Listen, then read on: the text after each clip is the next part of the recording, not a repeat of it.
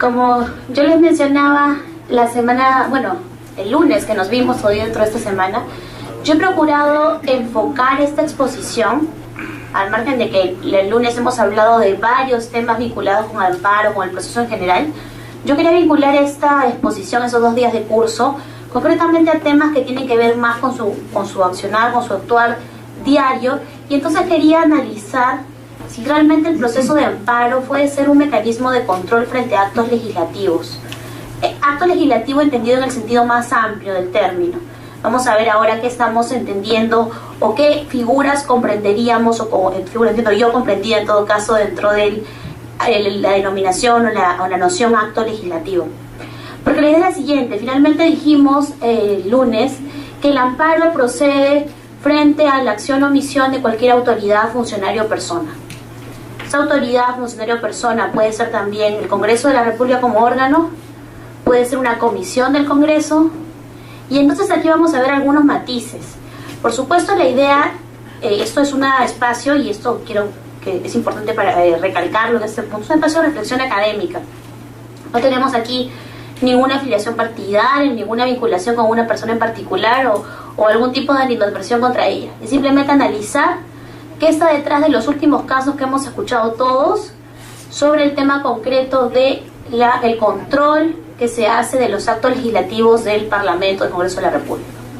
Dicho esto, yo quiero centrarme básicamente en 3 grandes temas. Sobre todo el primero tiene mucha regulación, mucho avance jurisprudencial, que es el tema de amparo contra leyes. Los 2 segundos son temas que en realidad estamos aún construyendo incipientemente. Recordarán ustedes que ya hemos tenido algunos casos vinculados tanto con amparos contra sanciones emitidas por la Comisión de Ética, por un lado, y luego amparos contra informes de comisiones de investigación, ¿cierto? Ya tenemos 2 casos bien paradigmáticos sobre estos 2 temas. Y entonces lo que yo les planteo para analizar, incluso al final ustedes verán que he planteado 3 casitos que por supuesto no tienen ninguna vinculación con la realidad, son totalmente hipotéticos, según los cuales podemos analizar nuevamente también esos 3 supuestos y nos lleven nuevamente a reflexionar respecto de cuál es el ámbito de control de un proceso como el amparo frente a estos 3 tipos de actos: las leyes, las sanciones eventualmente de una comisión de ética, las sanciones de una comisión de investigación. Porque, ojo, a veces, y eso también quería precisarlo, cuando empezamos a analizar la eficacia del proceso de amparo frente a actos legislativos, hacemos un solo paquete y no diferenciamos. Y esto, yo creo que es importante que distingamos frente a qué tipo de acto nos encontramos y frente a qué tipo de decisión. Porque eso también tiene algunos matices, como les mencionaba. Y lo que vamos a procurar hoy es un poco analizarlos. Y es al final, como les decía, también ver un poco qué opinan ustedes en función a 3 casos que, como les decía, son completamente ajenos a la realidad y totalmente hipotéticos. Avanzamos entonces. En relación con el tema de amparo contra leyes, que es el primer gran tema que yo quiero tocar hoy, hay 3 grandes o 3 pequeños, en todo caso, subtemas que se analizan. Primero, si el amparo puede proceder contra un proyecto de ley. Luego, si el amparo puede proceder contra actos de aplicación de una ley. Y luego específicamente el tema de amparo contra leyes, es decir, una demanda de amparo interpuesta directamente contra una ley.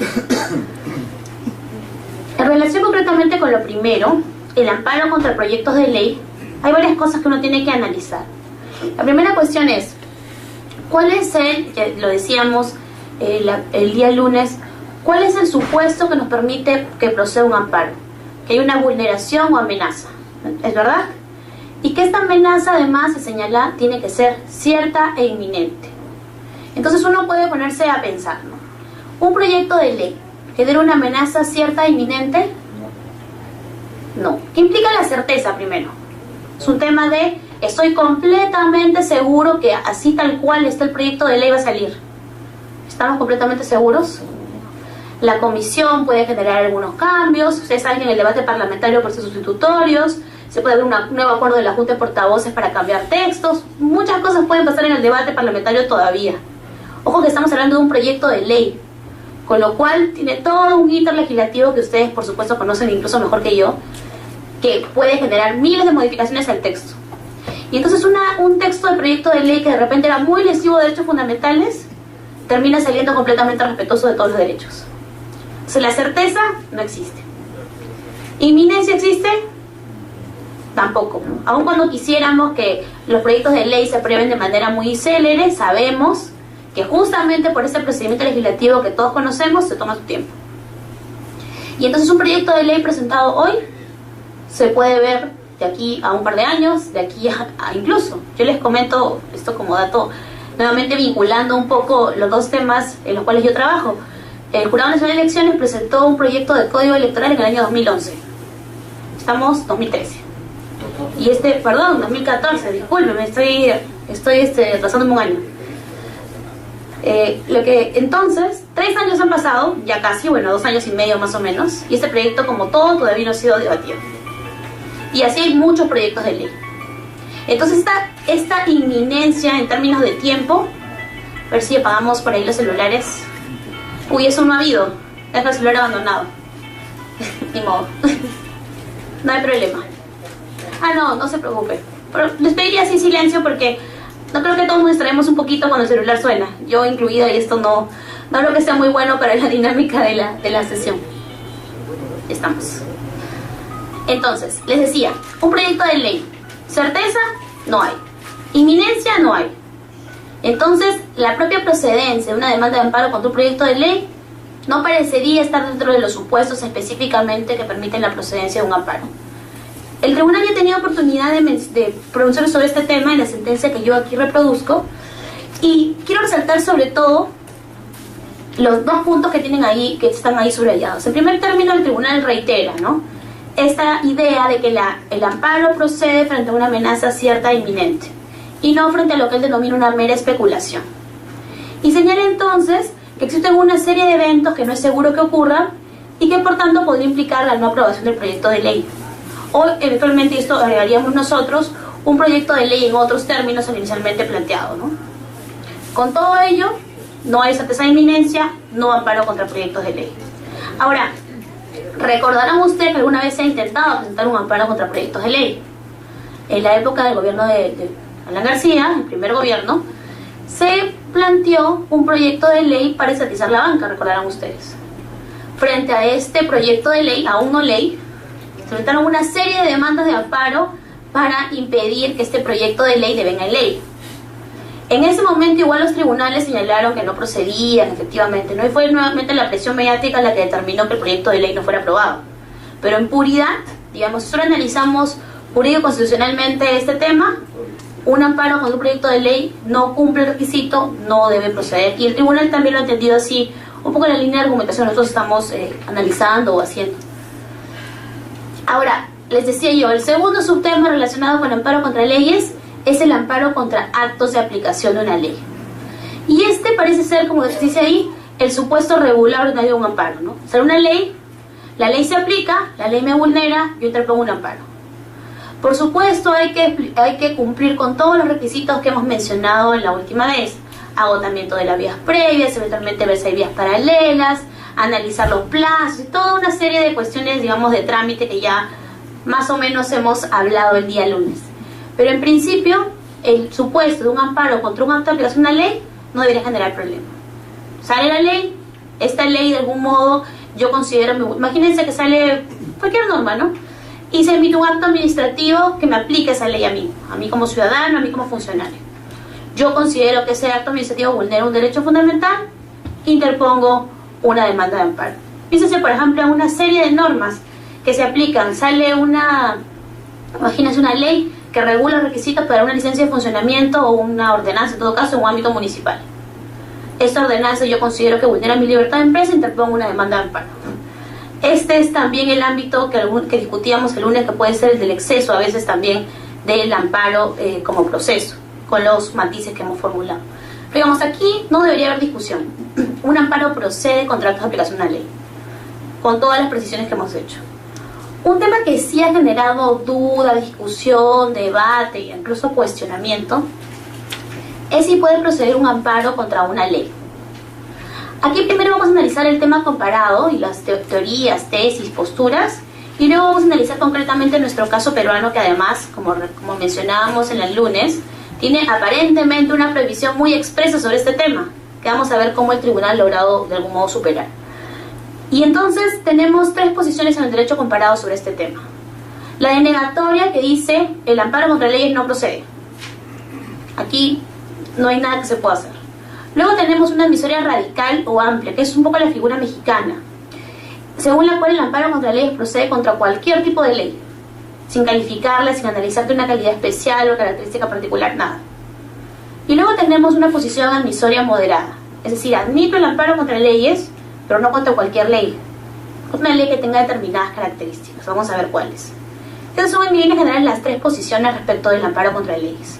Ahora, aquí una dirección, digamos, teórica, ¿no?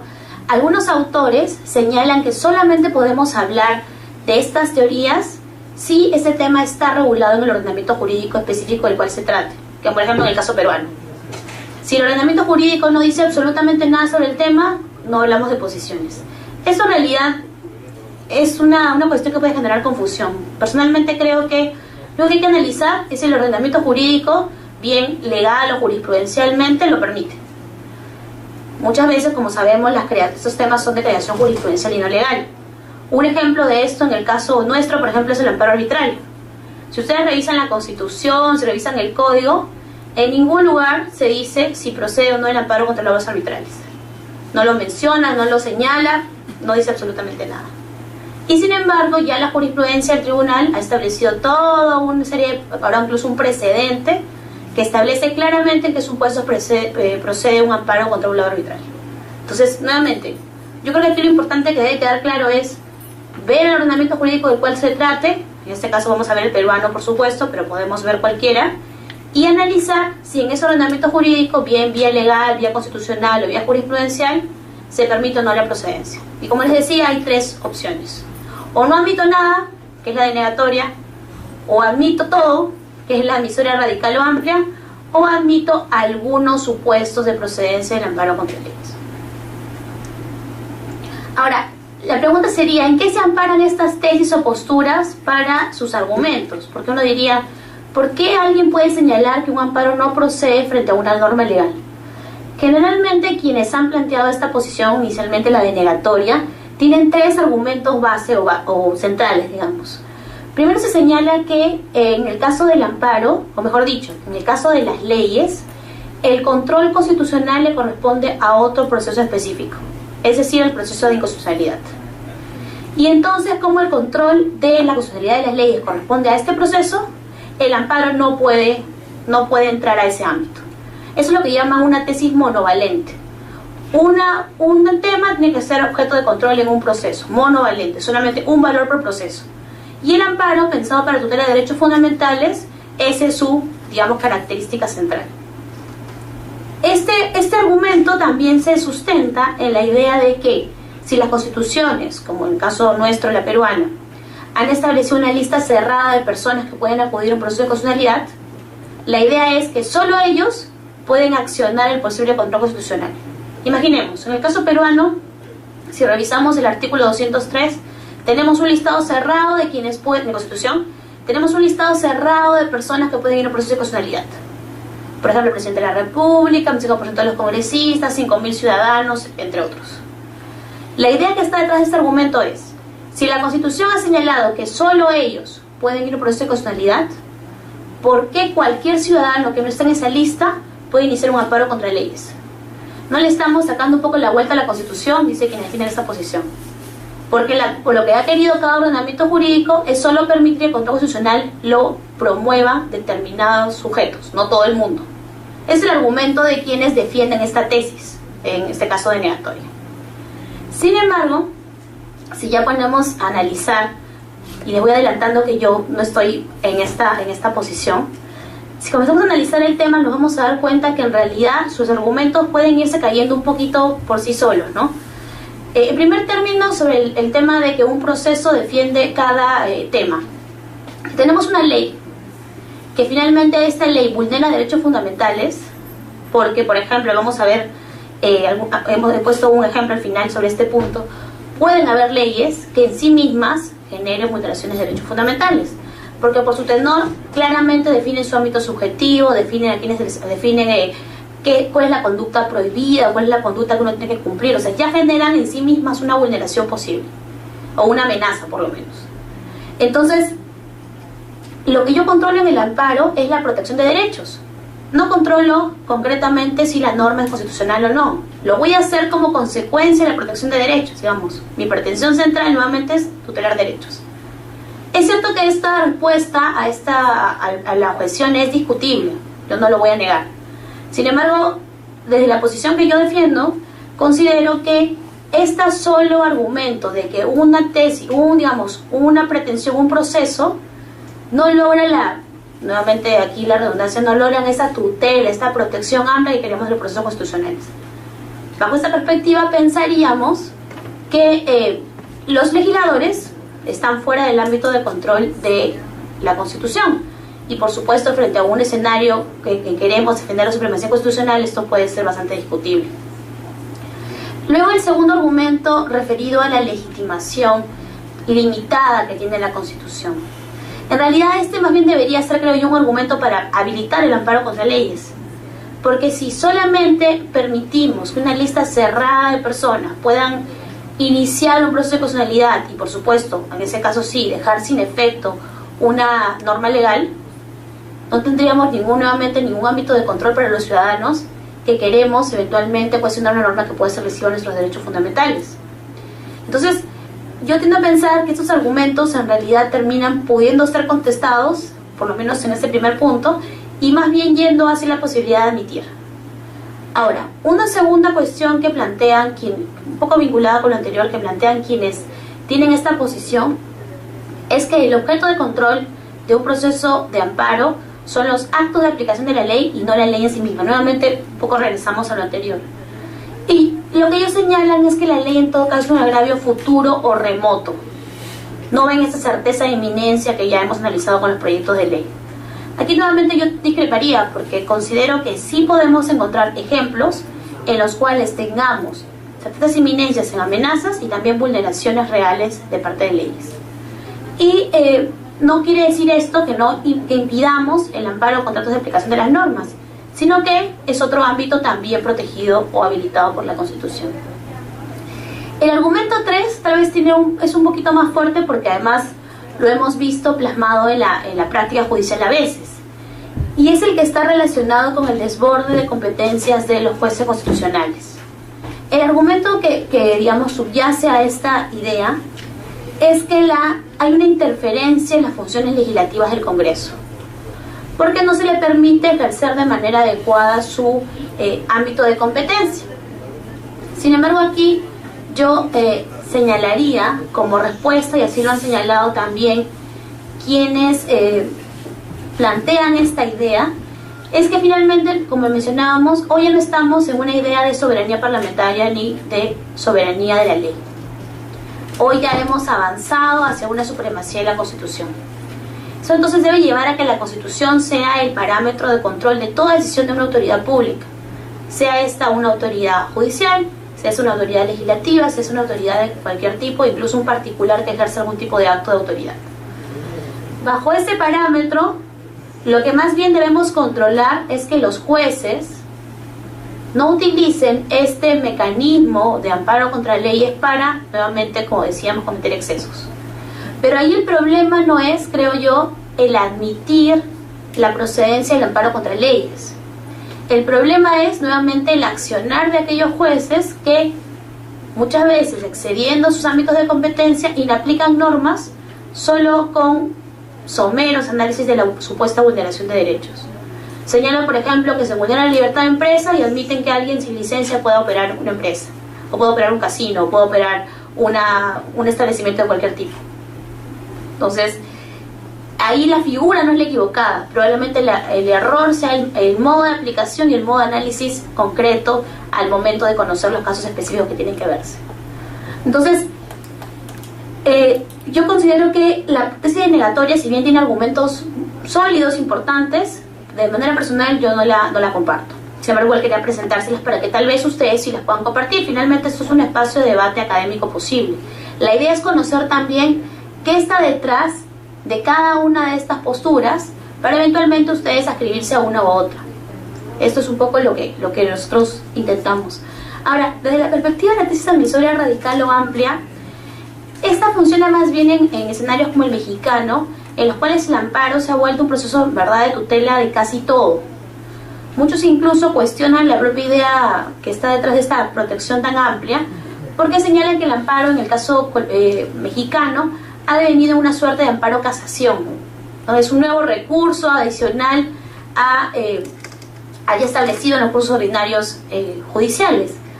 Y entonces lo que hacen los mexicanos en este caso es permitir el amparo contra todo tipo de leyes.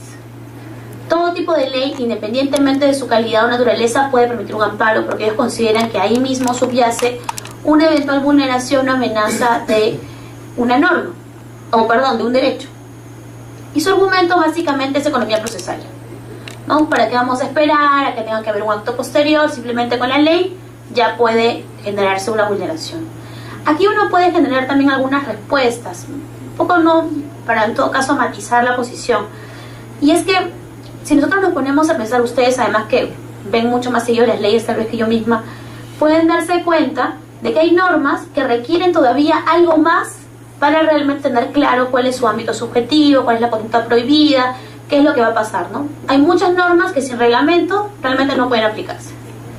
Hay normas que sin acto administrativo que las individualice no pueden aplicarse. Y entonces, ¿podemos habilitar esta procedencia, el amparo contra ley frente a toda ley?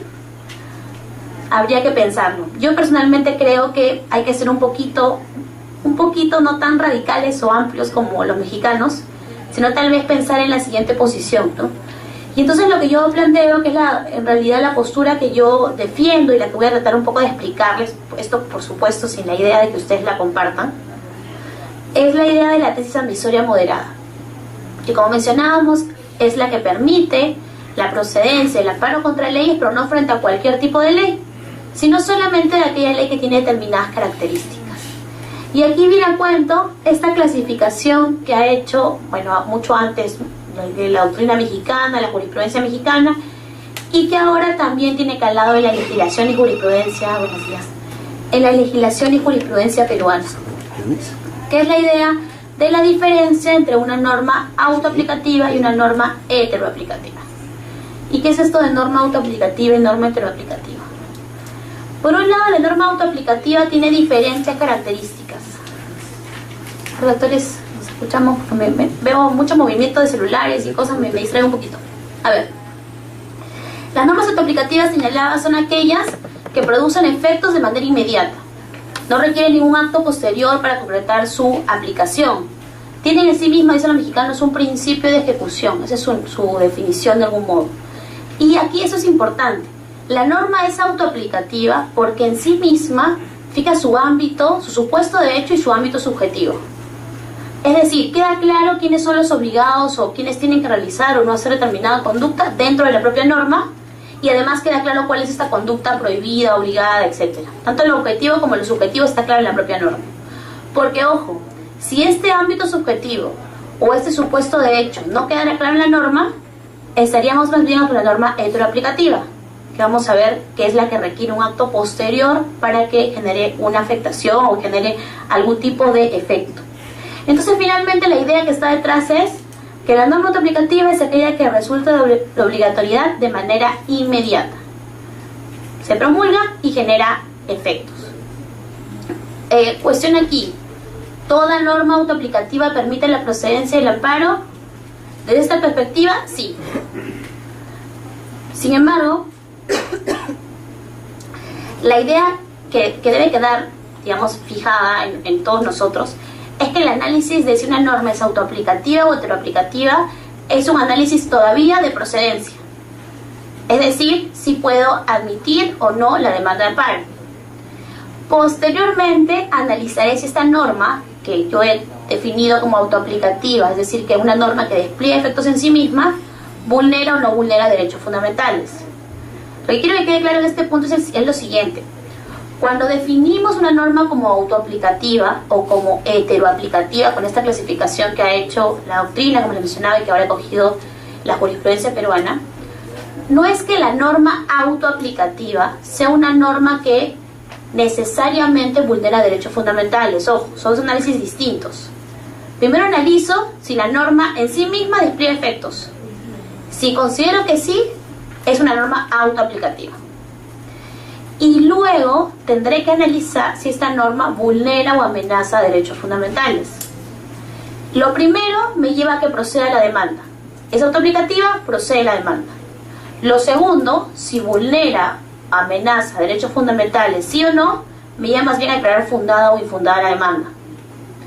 Esto con la idea siguiente: no toda demanda interpuesta contra una norma autoaplicativa va a ser necesariamente declarada fundada.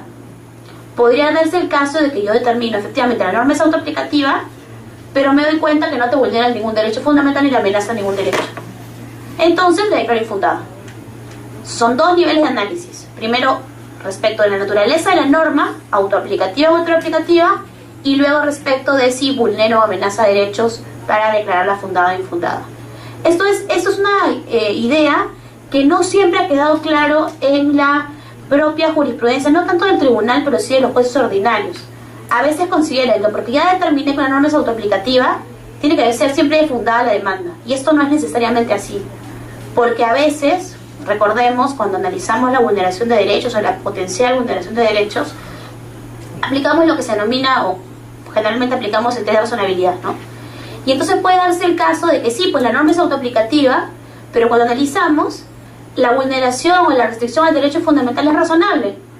Porque determinamos, por ejemplo, de que se le está limitando el derecho a la libertad de empresa, pero no es tanta limitación que lo esté afectando de una manera que obliga a estimar la demanda de amparo. Y entonces hemos admitido la demanda, hemos analizado todo, pero no declaramos fundada la demanda. Esta no diferenciación respecto de estos dos niveles de análisis, creo yo, ha llevado muchas veces a muchos excesos en el tema de amparo contra leyes. Porque se cree que si ya definir una norma es autoaplicativa, en sí mismo ya tengo que declarar fundada la demanda. Entonces imagínense ustedes el siguiente supuesto, ¿no? Yo tengo nuevamente hablamos un momento, una ordenanza municipal que señala que para que me dé licencia de funcionamiento tiene que claramente acreditar condiciones de salubridad mínimas. Imaginemos, ¿no? Y la ordenanza sale con fecha, no sé, pues de ayer. La ordenanza se publica, yo soy la empresa y digo, no, ¿por qué tengo que exigir? Imagínense que no existe la regulación antes, ¿no? ¿Por qué tienen que exigirme este nuevo requisito? No, está mal, vulnera mi libertad de empresa. Interpongo mi demanda de amparo. El juez la revisa y señala, bueno, la norma, esta ordenanza es autoaplicativa, porque se te va a aplicar evidentemente en la medida que tienes una empresa que está dentro de ese ámbito subjetivo y que presta un servicio como un establecimiento, digamos, una empresa, ¿no? Y sin embargo, con eso nomás declara fundada la demanda. Eso estaría equivocado, ¿no? Porque si analizamos, nos damos cuenta que al exigirle a alguien condiciones mínimas de salubridad para que opere en un establecimiento o una empresa, no parece una restricción tan irrazonable su derecho a la libertad de empresa. Al contrario, parece una restricción bastante razonable, ¿no? Es decir, no operes tu empresa si no tienes condiciones mínimas de salubridad. Entonces, debería declararse infundada la demanda. Pese nuevamente a que la norma es autoaplicativa. Entonces, esa es la idea que yo quiero que, digamos, centrar y afianzar, ¿no? Tenemos dos niveles de análisis y hay que procurar hacer ambos niveles de análisis. Porque si no, terminamos amparando cualquier demanda contra una norma autoaplicativa y evidentemente esa no es la idea que está detrás de esta posición. Ahora, el tribunal también, por supuesto, ha generado una definición sobre normas autoaplicativas. Y van en la línea de lo que hemos estado mencionando, ¿no?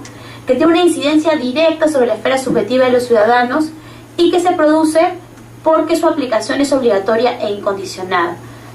Vemos que hace referencia a esta no condicionalidad, no posibilidad de mediatización del cumplimiento. De igual modo,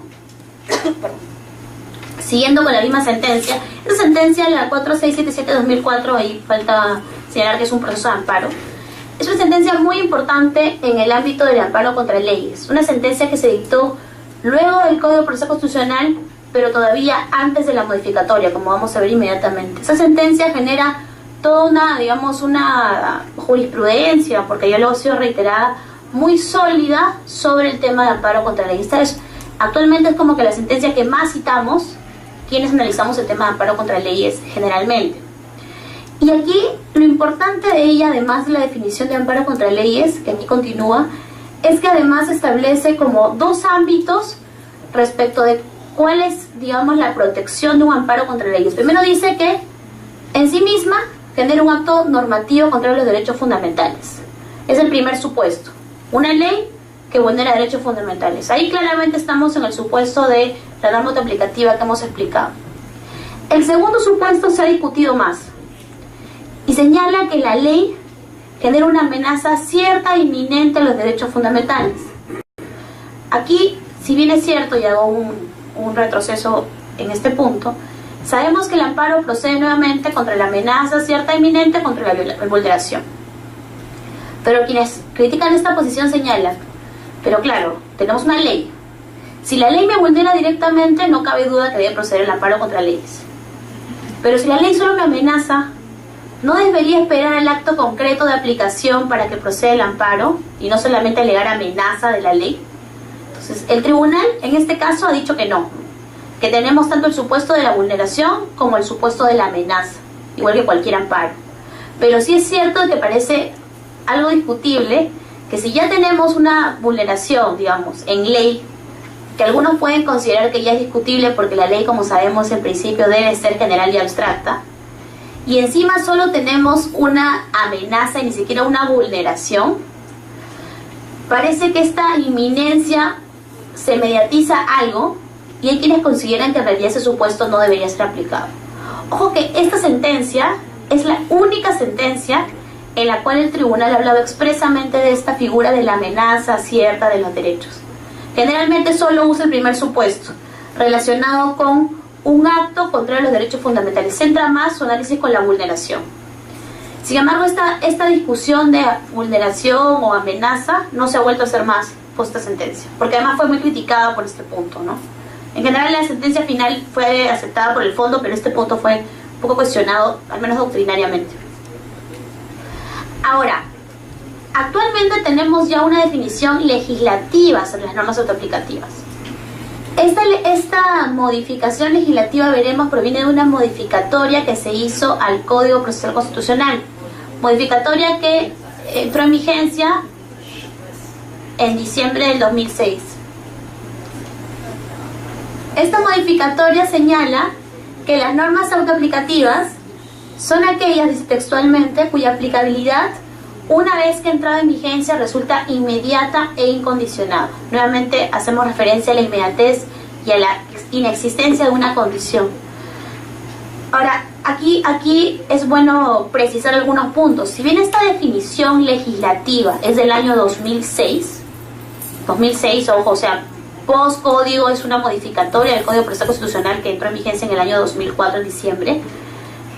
Previamente a esta modificatoria ya teníamos jurisprudencialmente el concepto de norma autoaplicativa. Una investigación que yo he hecho sobre este tema, el primer caso en el cual se usó la distinción entre norma autoaplicativa y norma heteroaplicativa fue en el año 97 por el tribunal, uno de sus primeros casos post restitución de sus magistrados. Y este caso, el caso debe ser 1998 más o menos. Y en este caso hizo la distinción entre norma autoaplicativa y heteroaplicativa, como les mencionaba, a pesar, como veremos, que la ley no señalaba ninguna definición sobre el tema. Sin embargo, se ha debatido, se ha discutido si es pertinente que una ley defina ese tipo de conceptos, ¿no? En este caso, norma autoaplicativa. Porque se señalaba que si la jurisprudencia ya lo había consensuado, generado una determinada definición, porque la ley tenía que ingresar a este apartado. Pero probablemente, y esto es más especulación porque en realidad no hay concretamente una explicación sobre por qué se ingresó a la definición, probablemente lo que se buscó es claridad, ¿no? Digamos, esto está en la norma, es más fácil que todos los operadores jurídicos, incluso los ciudadanos, lo conozcamos. La definición tal vez no sea la mejor definición posible, pero no es una mala definición. Igual nos aclara el panorama, nos señala qué es una norma autoaplicativa y nos señala que procede el amparo frente a ella. Entonces, a pesar de que hay quienes están en contra, yo personalmente no me parece que genere demasiado problema el hecho que tengamos esta definición. De repente por técnica legislativa lo podemos discutir, pero por efectos teóricos o prácticos del tema no debería generar excesivo inconveniente. Ahora, les mencionaba que teníamos otra categoría, la categoría en paralelo, la norma heteroaplicativa.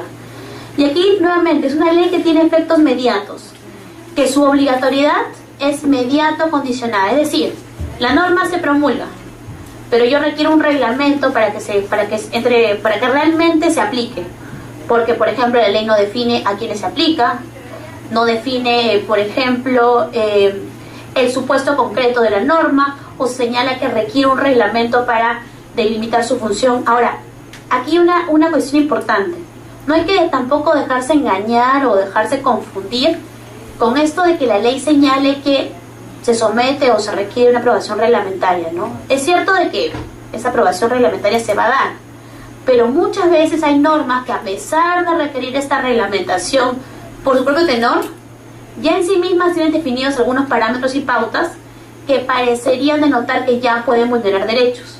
Con lo cual, digamos, si vemos una ley que señala que requiere reglamentación, no pensemos que solo por eso ya no es autoaplicativa. Ojo, hay que analizar el dispositivo constitucional, el dispositivo legal concretamente y ver, ¿esto puede vulnerar derechos?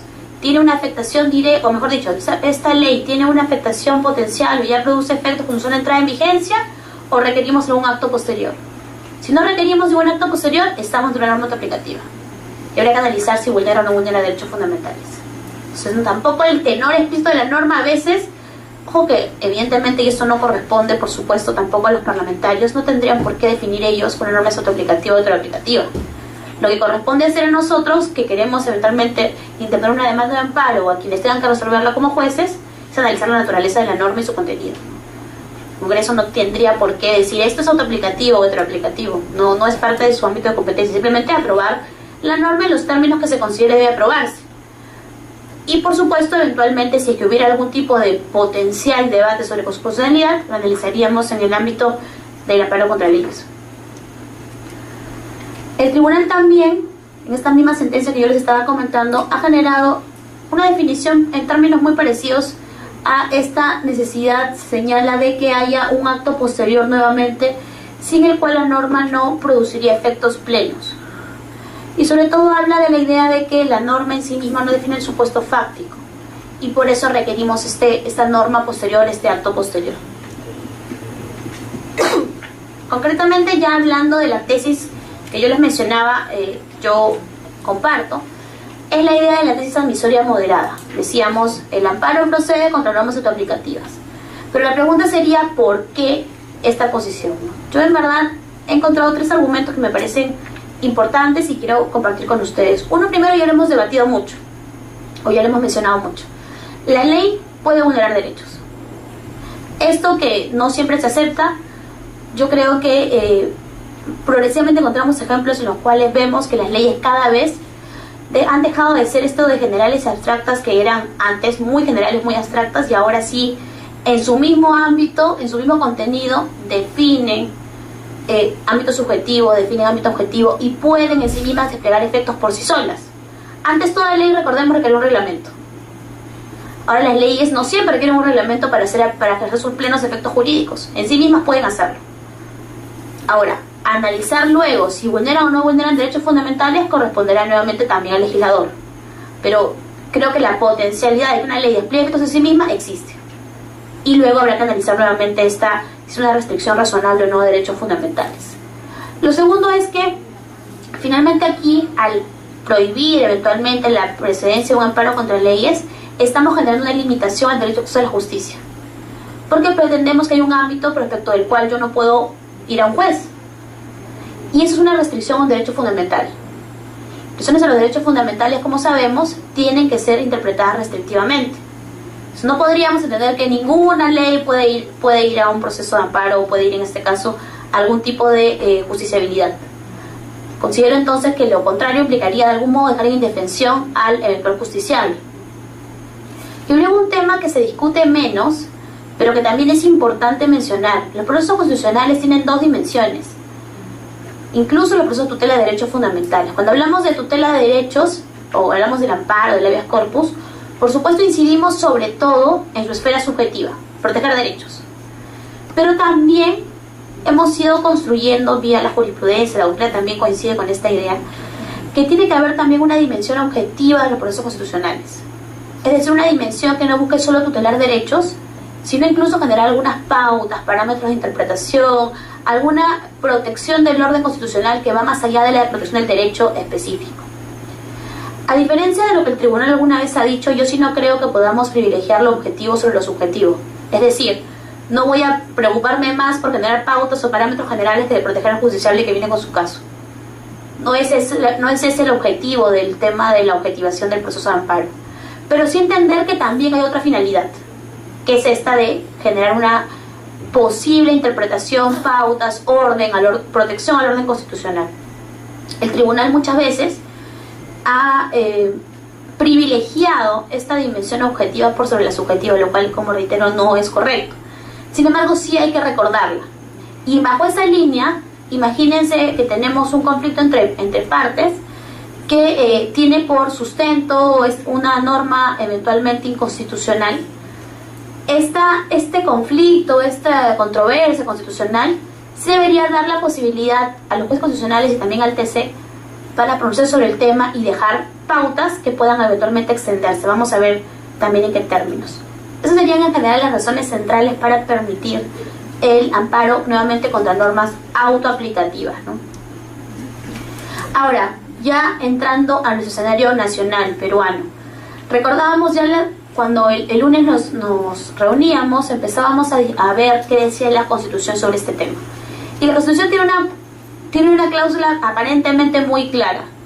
No procede el amparo, o mejor dicho, define el amparo y luego dice que no procede contra normas legales. Esto, por cierto, no estaba en la Constitución del 79. El 79 no mencionaba absolutamente nada ni respecto del amparo contra leyes, ni tampoco respecto del amparo contra resoluciones judiciales, que es la siguiente cláusula que sí está aquí. La respuesta, cuando vemos los debates, claramente es la preocupación por el abuso. Ya para este momento, cuando estábamos en debates constituyentes, se señalaba que había una preocupación por el abuso que se había tenido por amparos contra normas legales. Entonces, frente a esta preocupación es que incorporan esta cláusula expresa, queriendo cerrar la puerta a la procedencia del amparo contra leyes. Esto es lo que estaba detrás de esta norma. Ahora, pese a esta cláusula expresa, hemos tenido normativa que lo ha admitido. Ojo que además, antes del código, y aquí no lo he mencionado, teníamos una ley, que era la ley 23506 y la ley 25398. Estas leyes tenían un texto muy parecido al artículo actual, original del Código Procesal Constitucional. Hablaba de amparos contra actos de aplicación de la ley, también.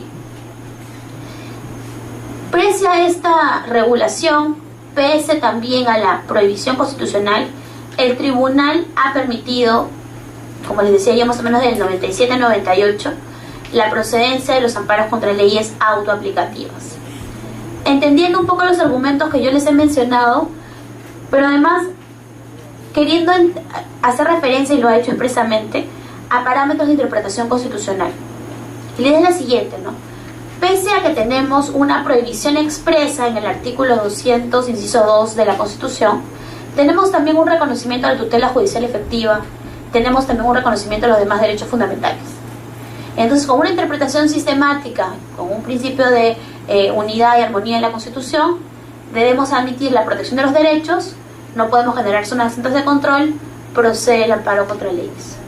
Como ustedes notarán, este argumento también ha servido para superar la supuesta improcedencia de amparos contra resoluciones del CNM, contra resoluciones del jurado y así como en varios otros disposiciones constitucionales. Entonces, como les decía, y lo vamos a ver inmediatamente con la jurisprudencia, pero concretamente si analizamos la ley, tenemos un artículo 3 inicial, el 1 de diciembre del 2004, que señalaba en principio procedencia frente a actos basados en normas. Con lo cual muchos discutían si este más bien era un retroceso, ¿no? Esta ley, decíamos, pero si ya la jurisprudencia del tribunal ha avanzado tanto en permitir la procedencia de amparos contra normas autoaplicativas, ¿por qué la ley no ha reflejado esto, no? Porque en la versión original del código no estaba. En la versión modificada, que fue publicada el 24 de diciembre del 2006, yo les comentaba, teníamos una definición de normas autoaplicativas, pero si ustedes se dan cuenta, todavía se hace referencia a la procedencia frente a actos basados en normas en la sumilla. Con lo cual, algunos piensan que todavía podríamos estar hablando solo de la procedencia de normas frente a actos. La respuesta frente a esto es, bueno, si hemos hecho la precisión de la definición de norma autoaplicativa, si hemos hablado de todo esta, digamos, debate jurisprudencial, no tendría sentido que nuestro ámbito se limitara únicamente al acto de aplicación, ¿no? Porque el acto de aplicación, como les decía, es el supuesto general del amparo. Es el supuesto de la vulneración de cualquier funcionario, autoridad, funcionario o persona. Entonces, lo que se cree es que esta modificación legislativa ha tratado de ahondar o precisar la procedencia del amparo frente a normas autoaplicativas ya desde la ley, no solamente desde la jurisprudencia. Nuevamente, probablemente tratando de generar un ámbito más certero respecto a esta procedencia y no dejarlo solo a la jurisprudencia, que a veces, como sabemos, no siempre aplica estos criterios no legislativos. La ley, claramente la no aplicación de la ley genera eventuales incluso delitos, pero la no aplicación de la jurisprudencia no tiene necesariamente la misma connotación, aun cuando con los precedentes han hecho algunas precisiones, ¿no? Ahora, si analizamos ya la jurisprudencia, yo he reproducido, como les mencionaba ahí, solamente algunos de los casos más importantes sobre el tema, que son tal vez los paradigmáticos en las diferentes materias. Les mencionaba yo que teníamos este caso del año 98, el expediente es del 97, me parece que el tribunal llega más o menos en 98. Y luego tenemos este caso también de Aurelio Pun Amat. En el caso de Aurelio Pun Amat, es un supuesto muy común de procedencia de amparo contra leyes en esta época. ¿Qué pasaba? Pun Amat era un fiscal que lo habían destituido por un decreto ley que además señalaba en sí mismo que no procedía el amparo contra este decreto, ¿no? En realidad fue una práctica que de manera sistemática se aplicó a diferentes jueces y fiscales en esta época. Frente a esto, él interpuso una demanda de amparo que aprovechó el tribunal para nuevamente, y tal vez de manera más clara en el caso Elba Bertila, que es el primero, precisar la diferencia entre norma autoaplicativa y norma heteroaplicativa, y además permitir en ese caso la procedencia, ¿no? La primera demanda, la de Elba Bertila, había sido declarada improcedente. Y había sido declarada improcedente porque se estimó que, pese a que la norma era autoaplicativa, en realidad se estimó que en ese caso la norma no era autoaplicativa. Por eso se declaró improcedente su demanda. Pero el tribunal, pese a eso, analizó toda la diferencia entre norma autoaplicativa y norma heteroaplicativa. En cambio, en Aurelio Pun Amat ya se determinó que era fundada la demanda. A él se estimó su pedido. Ahora, esto nuevamente estamos todavía en un escenario pre-Código Procesal Constitucional. Imaginemos todo lo previo al 2004. Cuando el código es emitido, teníamos ya este escenario de el código solo señala amparo contra actos de aplicación de ley. Entonces, ¿procede o no procede en el amparo contra leyes? Sin perjuicio de que este era el tenor legal, el tribunal mantuvo su posición y siguió permitiendo la procedencia de amparo contra leyes. El caso paradigmático que yo les mencionaba es de esta época, ¿no? El caso CGTP, Confederación General de Trabajadores del Perú. Saben ustedes que este gremio suele realizar marchas y ejercer su derecho de reunión en la Plaza San Martín, ¿no? Y lo que hizo la Municipalidad de Lima en ese caso, o lo que motivó el caso, fue que emitió una ordenanza según la cual ellos no podían reunirse en ese lugar porque era patrimonio histórico, patrimonio de la ciudad. Y les impidió, señaló que en todo lo que era el patrimonio histórico de la ciudad no podía generarse ningún tipo de ejercicio de derecho de reunión, ni ninguna aglomeración o ningún tipo de protesta o marcha. Producto de esto, ellos interpusieron una demanda de amparo que llegaron a ganar en el tribunal.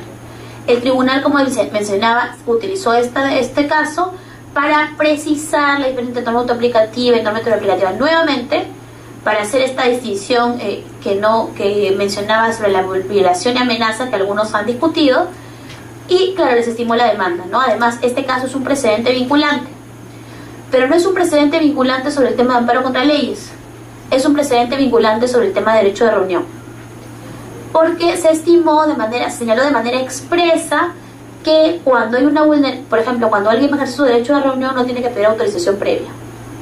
Eso es parte del precedente, ¿no? El derecho de reunión lo que exige es que las personas den lo que se llama una noticia previa para un tema de seguridad a la autoridad competente, pero no exigen autorización previa. Eso fue parte del precedente del tribunal, pero ojo que no fijó ningún precedente sobre el tema de amparo contra leyes, solo desarrolló su doctrina nuevamente. Con lo cual, en el tema de amparo contra leyes, sentencia es jurisprudencia únicamente, no precedente. Y bueno, y luego tenemos ya casos con el código modificado, o sea, código post-2006, código que ya ha incorporado la definición de normas autoaplicativas, código que parece ya tiene mucho más sustento legal para su permisión. Ahora, yo quería plantear algunos temas que son interesantes de pensarse respecto del amparo contra leyes, en la medida en que, bueno, tenemos una posición actual del tribunal que admite su procedencia frente a normas autoaplicativas, posición, como les decía, que yo también comparto, pero que sí genera algunas dudas sobre temas específicos. Como les mencionaba, el lunes hemos visto en general el tema de amparo y hay que aplicar muchos de estos supuestos específicos, muchos de estos temas que hemos analizado ya concretamente al amparo contra leyes. Y entonces, una primera cuestión que podemos discutir es si el amparo contra leyes implica solo normas de rango legal. Porque claro, cuando hablamos de amparo contra leyes, todos pensamos, en primer término, en normas de rango legal, es decir, todas las que están enumeradas en la Constitución, bueno, decretos legislativos, decretos de urgencia, etcétera, ¿no? Pero la pregunta sería, ¿un decreto supremo puede ser considerado una norma autoaplicativa? ¿Sí? ¿No? Aquí el tribunal ha sido un poco laxo con el concepto. Cuando ha hablado de amparo contra leyes, ha hablado de un amparo contra toda norma legal independientemente de su rango. Es decir, tenemos casos de amparos contra leyes que no son concretamente contra normas de rango legal, sino incluso contra decretos supremos. Muchos casos han llegado como amparos contra leyes, pues a ser amparos contra decretos supremos. Esto en realidad no es necesariamente problemático. Tenemos una norma que si vulnera derechos fundamentales, no debería haber ningún inconveniente. Les reitero, la discrepancia teórica fuerte surge frente a una norma legal y sobre todo una norma emanada del Congreso. Porque una norma, si nos ponemos a analizar cada norma que tiene rango legal, un decreto legislativo que tiene esta delegación de facultades al Ejecutivo, parecería que se habilita la posibilidad de control. Un decreto de urgencia con mucha mayor razón, un decreto de ley con mucha mayor razón. Pero una ley emanada del consenso del pueblo es tal vez el tema más discutible respecto al cual se admite la procedencia de amparo contra leyes. Si admitimos esa figura, si ya hemos generado toda una jurisprudencia respecto a la cual esa figura puede ser objeto de control, parece que el amparo contra un decreto supremo no debería ser ni teórica ni prácticamente problemático, ¿no? Luego, ya si analizamos el segundo tema, ¿se puede presentar un amparo contra una norma en vacatio legis? Es decir, tenemos una norma, pero se señala, entrará en vigencia 6 meses después de su publicación.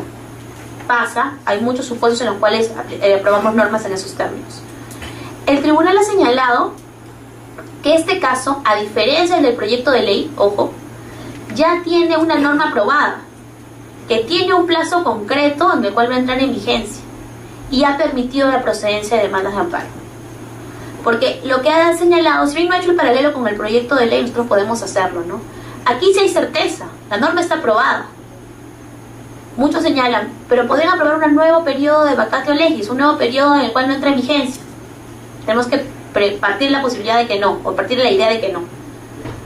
Y además, la certeza es real, señalo. Y además, buenos días, es inminente porque tenemos ya un momento en el cual va a entrar en vigencia. Como les decía, el argumento frente a esta posibilidad habilitada por el TC es, pero si hay un nuevo periodo de vacatio legis, el tribunal no ha analizado ese tema en específico, pero sí ha dicho que cuando hay una norma ya publicada, independientemente de que haya vacatio legis o no, procede el amparo contra leyes. Luego, analizar la idea de vía previa. ¿Hay una vía previa en un amparo contra leyes? Porque, digamos, ¿qué mecanismos tengo yo concretamente frente a una ley? He analizado este tema en varias oportunidades y me ponía a pensar ¿qué concretamente tengo yo frente a una ley? Frente a un acto de aplicación de una ley, tengo un contexto administrativo, un proceso judicial, parece claro. Pero frente a una ley en específico, ¿tengo algún tipo de proceso o vía? Parece que no, ¿no? Sobre el proceso de constitucionalidad, ya vamos a ver que no iría hacia vía previa. No parece haber nada que yo tenga que agotar para ir a un amparo contra leyes, porque no hay ningún recurso previo que yo deba agotar. En principio, la ley sale, yo considero que es autoaplicativa y vulnera derechos, puedo ir a un amparo. Aquí no hay vía previa. Esa es una posición en realidad que poca doctrina ha analizado, pero que, por ejemplo, el doctor Samuel Abad, que es quien tal vez ha trabajado de manera más sistemática el tema de amparo, coincide en esta, bueno, mejor dicho, él plantea esa idea con la cual yo coincido, ¿no? Que no hay vía previa regulada en el caso de amparo. Y el tribunal, como veremos, también ha coincidido con nosotros. Probablemente el tribunal primero, el doctor Abad, el tribunal y yo, en ese orden cronológico, hemos llegado a esa conclusión de que la vía previa no está regulada para el proceso de amparo. De igual modo, con el plazo de prescripción, lo que se ha entendido es que una ley genera una vulneración. Veíamos el primer día la clasificación de tipos de actos lesivos, ¿no? Teníamos el acto lesivo presente, el acto lesivo pasado, el acto lesivo futuro, que era la amenaza, y teníamos el acto de tracto sucesivo, el que me vulnera siempre, de manera permanente, periódica y continuada. Esta es la idea que está detrás de la ley. Esta ley me vulnera de manera permanente, periódica y continuada. Y entonces el plazo de prescripción no aplica. Aquí vamos a luego revisar el TC para cerrar esta idea. Y concretamente con vía paralela, la única que podría hacerlo sería el proceso de constitucionalidad. Con la complicación señalábamos que el proceso de constitucionalidad solamente está legitimado para iniciar una determinada lista cerrada de personas y sujetos según el artículo 203 de la Constitución. Si usted fuera esa lista, no tendría ninguna posibilidad de ir al amparo contra leyes, o mejor dicho, de ir al proceso de constitucionalidad. Y entonces, la idea de un proceso de constitucionalidad como vía paralela, creo yo, debe descartarse. Aquí quiero enseñarles dos sentencias del TC, la primera relacionada con la vía previa específicamente, y ha señalado que no hay vía previa frente a normas. La conclusión de este párrafo es finalmente que aquí lo que sucede es que la norma no puede exigir un agotamiento de vía previa, no es un acto administrativo, es un ejercicio, dice el tribunal, de potestad legislativa, y por eso no hay vía previa frente a normas. De igual modo, y ya en relación, aquí está un poquito más complicado de leer, pero en relación con el tema del plazo de prescripción, también ha indicado esta idea de que estamos frente a un hecho de carácter continuado y que por consiguiente no genera la posibilidad de aplicar el plazo prescriptorio regulado en el artículo 44 del Código Procesal Constitucional. ¿Qué quiere decir esto? Que mientras la ley esté vigente, cualquier persona en cualquier momento que considere que la norma es autoaplicativa y que considere que le vulnera derechos, puede interponer una demanda de amparo. No es que computemos los 60 días desde que la ley entró en vigencia, sino que mantenemos la posibilidad de impugnación incluso fuera de este plazo. No es este el momento, sino que esta vulneración continuada habilita a que yo pueda en cualquier momento interponer una demanda de amparo. Esto es importante en términos procesales, es trascendental, porque si entendiéramos que empezamos a computar el plazo del momento que la norma entra en vigencia, limitamos mucho, limitamos bastante en realidad la posibilidad de ir a un amparo. Pero si generamos esta inexistencia del plazo de prescripción, aun cuando parezca un tema súper procesal y nada práctico, tiene una connotación concreta y real, que es: puedo ir al amparo con una ley prácticamente siempre que la ley esté vigente, siempre que la ley continúe desplegando efectos incluso. Entonces, esta decisión del tribunal en realidad es una decisión que quienes litigan utilizan de manera bastante, digamos, continuada y copiosa, con la finalidad de habilitar la posibilidad de ir a un amparo contra leyes, incluso cuando los jueces alegan que hay que computar el plazo desde el momento que entró en vigencia la ley, ¿no? Que no se explica como tal. Además, y ya también en un supuesto específico relacionado con el tema de amparo contra leyes, el Código Procesal Constitucional, en su versión modificada, ha incorporado un trámite específico para las medidas cautelares en temas de amparo contra leyes. Si bien igualmente tenemos que verificar los 3 requisitos del peligro de la demora, la verosimilitud del derecho y eventualmente la adecuación o razonabilidad, que es el tercer elemento que evaluamos en ámbito constitucional, o la adecuación, y se dictan sin conocimiento de la otra parte, etcétera, y todo lo que nosotros conocemos, sí se genera una modificación o una diferencia de tratamiento respecto del amparo contra normas autoaplicativas, que es básicamente la idea que es apelaciones con efecto suspensivo. ¿Qué quiere decir eso? Solo en este caso, efectivamente. ¿Qué quiere decir esto entonces? Interponemos una demanda de amparo, por ejemplo, imagínense nuevamente el caso que hablábamos, ¿no? Este señor tiene su empresa, que quiere funcionar y le acaban de crear un requisito según el cual tiene que adecuarse a determinadas condiciones de salubridad, exijan diferentes cosas. Ese señor señala, ok, esto es una norma autoaplicativa y yo quiero que me proceda un amparo. Interpone su demanda de amparo con una medida cautelar porque le quería cerrar su local, ¿no? Por no cumplir esta ordenanza municipal. Le quieren cerrar el local, le interpone su cautelar, se la conceden porque logra probar su verosimilitud del derecho y todo el resto de las cautelares, y la municipalidad dice, no, yo apelo tu cautelar, tu concesión de cautelar. Igual no van a cerrar el local, porque esta apelación, al ser con efecto suspensivo, hace que mi cautelar no se ejecute. Entonces para él, finalmente, ni su demanda ni su cautelar han cumplido su efecto, porque la sola apelación de la otra parte hace que no se le pueda ejecutar su cautelar. Entonces, muchos cuestionan esta idea, porque se señala, ok, yo interpongo mi cautelar supuestamente para asegurar la eficacia de mi pretensión al final del proceso, pero también para evitar que me vulneren en lo inmediato. Y con esta idea de la apelación con efecto suspensivo, me vulneran en lo inmediato, con lo cual no estoy logrando el objetivo que quería yo con la cautelar, ¿no? Esa es una diferencia que se ha hecho nuevamente también, y eso sí lo dice expresamente en la exposición de motivos, expresamente evitando el abuso del cual ha sido objeto muchas veces las cautelares en materia de amparo contra leyes. Básicamente se ha pensado en casos como el caso de tragamonedas, como los en general las empresas que funcionan sin licencia y que pretenden con cautelares funcionar sin licencia.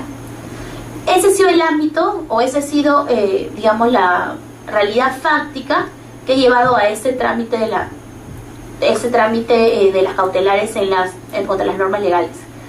Ahora, es bastante discutible esta regulación, pero ha pretendido generar este equilibrio. Yo personalmente creo que la regulación de las medidas cautelares en general debería ser la que está en el primer párrafo del artículo 15 del Código Procesal Constitucional. No diferenciar para actos administrativos municipales y regionales, como hace el Código, ni tampoco diferenciar para normas autoaplicativas. Imagínense una persona que está legítimamente ejerciendo su derecho de libertad de empresa y le cierran su negocio arbitrariamente. ¿Qué puede pasar? Interpone su demanda de amparo por libertad de empresa, interpone su cautelar, que no le va a ser útil porque por supuesto el procurador de la municipalidad va a apelar esa cautelar. Entonces no le genera el efecto práctico que él quisiera. Sin embargo, es importante que sepamos que está esta diferencia de tratamiento de las cautelares en el amparo contra leyes, que no existe, reitero, en los demás actos establecidos en general, ¿no? Los actos con los cuales uno interponga medidas cautelares. Otras cuestiones según las cuales otras cuestiones que podemos discutir: ejecución de sentencias.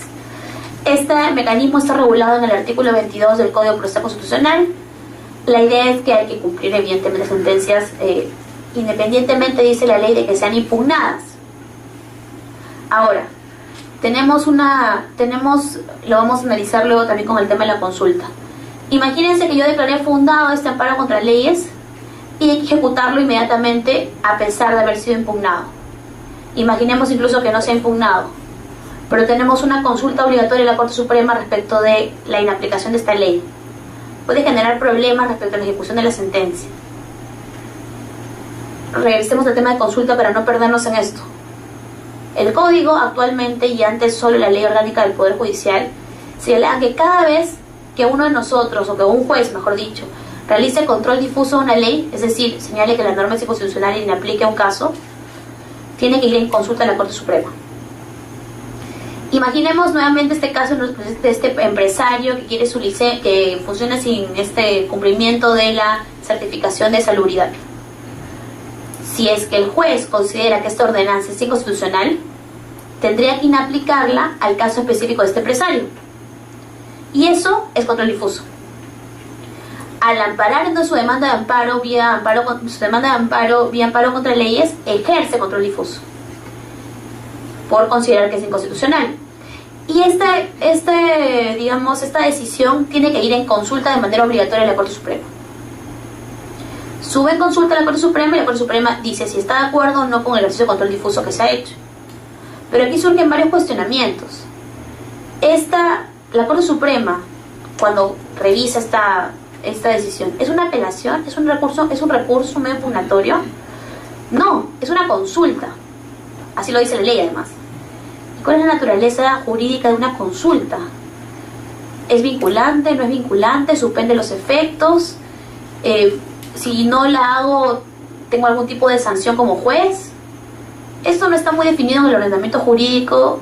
Tal vez el código ha procurado avanzar un poquito, pero también genera algunas dudas. Y luego la pregunta que uno puede hacerse, ¿tiene eficacia real hacer una consulta? Imagínense, el juez inaplicó la ley por considerarla inconstitucional y lesiva de derechos. Ok, la inaplicó, hizo control difuso. Sube consulta a la Suprema. La Suprema le dice, has hecho bien. Qué bueno que has aplicado control difuso. ¿Y qué puede hacer la Suprema con eso? Absolutamente nada, debo decirles. Porque la Corte Suprema no tiene legitimidad para iniciar un proceso de constitucionalidad. Y entonces, la Corte Suprema, la Sala Constitucional y Social además, recibe este tema, ve que efectivamente ha hecho bien control difuso, que la norma es inconstitucional, pero salvo tal vez una comunicación informal o incluso oficial al tribunal o eventualmente a alguna entidad competente, no tiene la posibilidad ella de interponer directamente una demanda de inconstitucionalidad. Entonces muchos señalan, ¿tiene sentido una consulta a la Suprema que no tiene ninguna eficacia real respecto de la ley considerada inconstitucional? ¿No tendría más sentido en todo caso que una consulta al TC, que sí la puede declarar inconstitucional? O en todo caso, más que una consulta, una demanda directamente, en este caso de la Corte Suprema, hacia el TC para que elimine las normas del ordenamiento jurídico. Estamos hablando de una ley que ya un juez ha dicho que es inconstitucional, que ya la Suprema ha considerado también inconstitucional, y sin embargo va a seguir el ordenamiento jurídico peruano. Y por consiguiente, otro juez, en otro caso, podría no considerarla inconstitucional, sino aplicarla. O sea, para ser coherentes, lo que debería pasar es que esa norma ya no exista, que ya no exista en el ordenamiento jurídico, y deberíamos generar algunos remedios para eso. El problema es que actualmente no existen, y muchas veces normas que muchos jueces inaplican, de igual modo siguen vigentes en el ordenamiento jurídico peruano. Entonces, esta idea de la consulta como mecanismo para generar cierta predictibilidad del control difuso no cumple siempre sus efectos, porque ni la Corte Suprema puede ir al TC vía proceso de constitucionalidad, ni tampoco hay ningún otro tipo de control o posibilidad para eliminar la norma del ordenamiento jurídico, ¿no? Entonces, si analizamos concretamente primero este tema de la consulta, ese es el artículo que está actualmente previsto en el Código Procesal Constitucional sobre este tema, ¿no? Dice que las decisiones jurisdiccionales que se adopten en aplicación de control difuso van en consulta, como le decía, a la Suprema, si no fueran impugnadas. Luego, cuando trata de normas de menor jerarquía, rige el mismo principio. Pero no señala absolutamente nada más respecto a la naturaleza jurídica de la consulta, si suspende los plazos, un poco lo que ya habíamos estado diciendo, ¿no? Y tampoco, por supuesto, nada en concreto sobre la posibilidad del tribunal. Tampoco podría hacerlo, ¿no? Porque ese es el código y la Constitución no habilita a la Corte Suprema a ir al proceso de constitucionalidad. Tema que, por cierto, nadie entiende muy bien por qué la Constitución hizo esa omisión, ¿no? La Constitución 79, recordarán ustedes, bueno, habremos estudiado todo porque no creo que todos recordemos, la Constitución 79 sí señalaba que efectivamente el Poder Judicial podía ir a un proceso de inconstitucionalidad, ¿no? Actualmente eso no está previsto en la Constitución vigente. Y otro tema que también es interesante en relación con el amparo es que en principio cuando nosotros analizamos o digamos declaramos fundada o el juez declara fundada una demanda de amparo, el efecto debe ser entre las partes. Demandante, demandado, y le aplicamos la norma para el demandante en principio, ¿no? Ese es el efecto de un amparo, el efecto entre las partes. Sin embargo, pensemos nuevamente en lo que decimos en su momento. Tenemos una norma que un juez considera inconstitucional, que la inaplica a este caso concreto, pero la norma sigue el ordenamiento jurídico peruano. Está bien eso, no generamos una suerte, dicen algunos, de esquizofrenia normativa, que tenemos por un lado normas que se aplican y no se aplican. Muchos dicen lo que debería pasar es que generemos un efecto general. Y la pregunta entonces que surge es, ¿esto es coherente con un amparo que es con efectos interpartes? El tribunal ha resuelto un caso. Antes de enseñarlo quiero contarles un poco el caso. Este era un arancel que existía respecto del cemento, ese caso Cementos Lima, no sé si ustedes lo conocen. Existía un arancel al cemento establecido y se decidió, el Poder Ejecutivo decidió, con una decisión autónoma, eliminar este arancel y ponerlo en cero. ¿no? El arancel que tenía un determinado porcentaje se le puso en cero. Cementos Lima interpuso una demanda de amparo alegando que esta justamente reducción o desaparición, en todo caso, del arancel le generaba un perjuicio. Porque claro, ellos son pues una empresa peruana, entonces si eliminamos el arancel a la empresa extranjera, los precios, dicen ellos, no iban a ser competitivos, esto afectaba su libertad de empresa y su derecho a la igualdad, según su argumento, ¿no?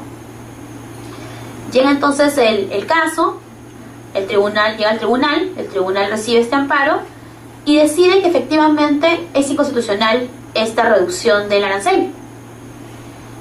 Lo discutible además que es señalar algo como esto desde de un juez constitucional. Y entonces, habiendo señalado esto, la pregunta es ¿qué efectos le damos a la sentencia? Porque, ojo, Cementos Lima no iba a aplicar el arancel. ¿Cómo hacíamos con este efecto interpartes del amparo? Cementos Lima venía por supuestamente defender su derecho a la libertad de empresa y a la igualdad, pero Cementos Lima no iba nunca a aplicar el arancel porque ellos son una empresa peruana. Entonces, ¿cómo hacíamos con el efecto interpartes del amparo? El tribunal decidió en una decisión muy polémica, bastante cuestionada, que generaba una suerte de inaplicación general del arancel, con lo cual nadie podía aplicarlo, ¿no? Imaginarán ustedes todo el cuestionamiento que generó esto desde el Poder Ejecutivo, porque quien dicta la política sobre estos temas, la política arancelaria, es el Ejecutivo. Y entonces el Ejecutivo presentó un recurso, un escrito de aclaración, pidiendo que le precisen, porque si ellos eran competentes para ver el tema de política arancelaria, ¿cómo es que el juez le iba a decir que se le aplicaba de manera general a lo que ellos habían decidido, ¿no? En este caso, el tribunal en el recurso, en la aclaración, sentencia de aclaración o resolución de aclaración que emitieron, sí precisaron específicamente una cuestión que es bastante discutible. Yo les voy a mostrar para que lo vean, ¿no? O sea, es un poquito difuso, creo que no se lee del todo, pero si nos ponemos a revisar con detalle, el resumen es que por el artículo 6 del título preliminar del Código de Proceso Constitucional, es decir, por jurisprudencia, cualquier amparo contra leyes, en principio, tiene efectos generales. Es decir, genera un efecto vinculante, por el artículo 6 decía, que impide que la norma sea aplicada por cualquier poder público. Y señala que sus efectos son análogos al control concentrado. Esto nuevamente es bastante, incluso doctrinariamente, pero también prácticamente cuestionable, ¿no? Si el amparo tiene efectos específicamente para el caso en concreto, ¿cómo es que yo, solo sobre la base de jurisprudencia, pretendo ampliarlos? Ese seño que hace el autor dice mucho que ese fue el argumento, ¿no? No precisamente motivos muy jurídicos o legales. Pero en todo caso, si ya nos ponemos a analizar, al margen de este caso en específico, ¿cuál debería ser el efecto de un amparo contra leyes? Porque sí es cierto, y no sé si ustedes coinciden conmigo en esta reflexión, sí es cierto que tenemos una norma que ha sido declarada inconstitucional por un juez, a veces por varios jueces, confirmada su inconstitucionalidad por la Corte Suprema, y sin embargo sí en el ordenamiento jurídico. Entonces, algo debemos hacer para que este efecto sea más general. Yo aquí les planteaba algunas figuras que ha usado el Tribunal Constitucional y la jurisprudencia constitucional para ampliar los efectos de una demanda en general, no solamente amparo contra leyes, sino en diferentes casos. Tenemos la figura de la jurisprudencia, sí, pero ojo que aquí la jurisprudencia debería ser una línea reiterada, un criterio reiterado sobre un tema. No es que una sentencia debería constituir jurisprudencia. Ahí yo discreparía un poco de la posición del tribunal, en este caso que les comentaba Cementos Lima, que dicen que una sentencia ya genera, digamos, esta obligatoriedad de cumplimiento, porque sabemos que a veces no se resuelve todo en los mismos términos. Entonces tendríamos una suerte también de confusión respecto a qué se inaplica o qué se saca del ordenamiento jurídico. Entonces debería haber una línea jurisprudencial. Ahora, la figura del precedente también se ha usado algunas veces en el amparo contra leyes. Declaro efectivamente que esa norma es inconstitucional, etcétera, por un amparo contra leyes, pero además fijo un precedente. Como sabemos, el precedente tiene efectos como si fuera una ley, dice el tribunal, amplios, vincula a todos los poderes públicos y privados. Entonces podría ser una salida si es que realmente creo que esta norma debe ser inaplicada de manera general o no aplicada de manera general. Luego está la figura, no sé si todos han escuchado de ella, pero algo hace el tribunal la resuelto sobre el tema, que se llama del estado de cosas inconstitucional. que básicamente algo creo que mencioné también el lunes, que lo que implica es que verificamos una situación que es inconstitucional en sí misma.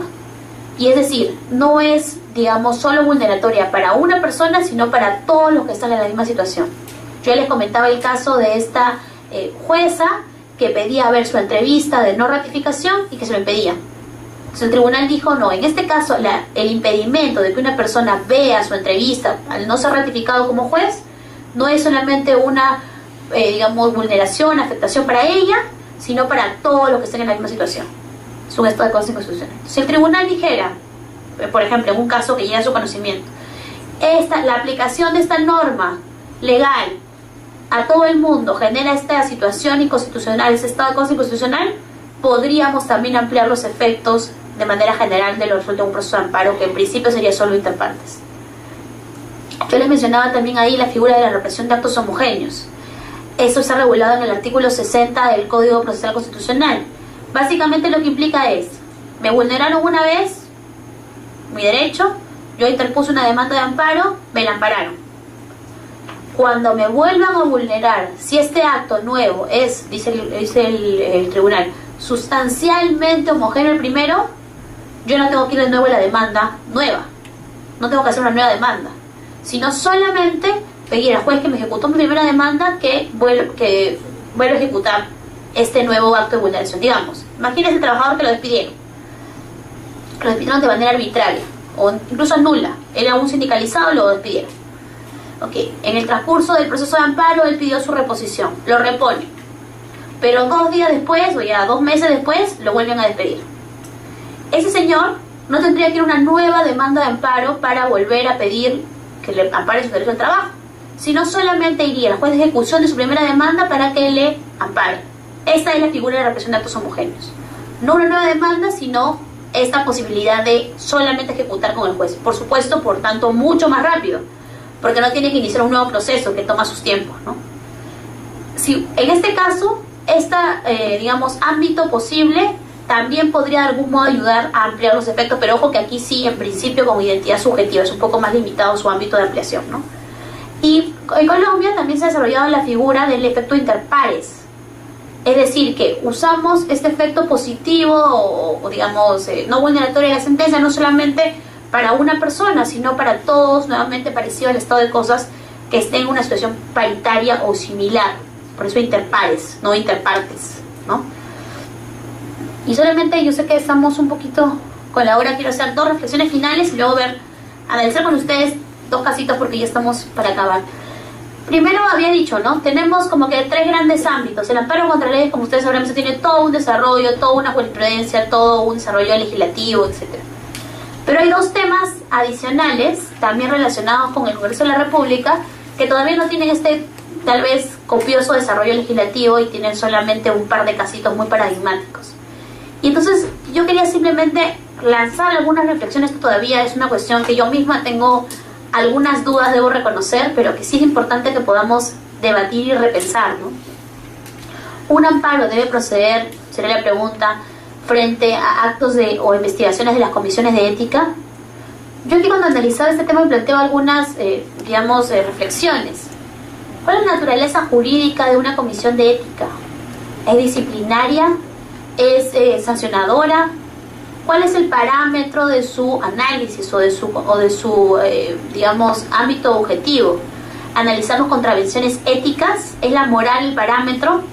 La moral puede ser una fuente de sanción en algunos casos, en algunos supuestos. Esto genera algunas discusiones porque, digamos, si determinamos que la naturaleza jurídica de la sanción impuesta es disciplinaria, entonces genera fuerza la posibilidad de que se ejerce este tipo de funciones. La propia existencia de las comisiones de ética han sido cuestionadas en algunos ordenamientos jurídicos por considerar que la moral y la ética no deberían ser el parámetro para controlar las conductas de los congresistas, de los parlamentarios, sino parámetros más bien legales o jurídicos, no tanto éticos o morales, ¿no? Sin embargo, esto lo dejamos un poquito ahí. Y luego la pregunta sería, ¿qué pasó? Las comisiones de ética imponen una serie de sanciones, ¿no es cierto? Inhabilitan, incluso suspenden, incluso llegan, como digo, a destituir, inhabilitar. Esto hace que sean disciplinarias, esto hace que se habilite o que se limite la posibilidad de control. Y luego la pregunta sería nuevamente, ¿cuál es la exigencia de un debido proceso en el marco de una comisión de ética? Se recordarán que el caso paradigmático en este tema es el caso de Javier Descanseco. En ese caso en específico se analizó y se señaló que el parámetro de debido proceso era un parámetro que no se había cumplido en la comisión de ética. En la medida en que no se le permitió, se señaló que él puede presentar de manera suficiente su derecho, su derecho de defensa, ¿no? Entonces, aquí lo que debemos analizar, creo yo, es cuál es la exigencia que se genera a una comisión de ética respecto de el debido proceso. Como sabemos, el debido proceso debe asegurar, o su cobertura debe asegurar la posibilidad de que todas las personas, frente a cualquier acto de una autoridad, puedan hacer todo su mecanismo de defensa, desde la posibilidad de alegar hechos, presentar pruebas y todo lo que esto implique. Entonces, lo que corresponde analizar concretamente, no vamos a analizar concretamente el caso del congresista, pero sí vamos a pensar qué debería exigirse a una comisión de ética para que cumpla todos los parámetros. Parece claro que, digamos, trasladar las acusaciones parecería ser sin duda parte de. Dar un plazo razonable para que se debatan esas acusaciones también.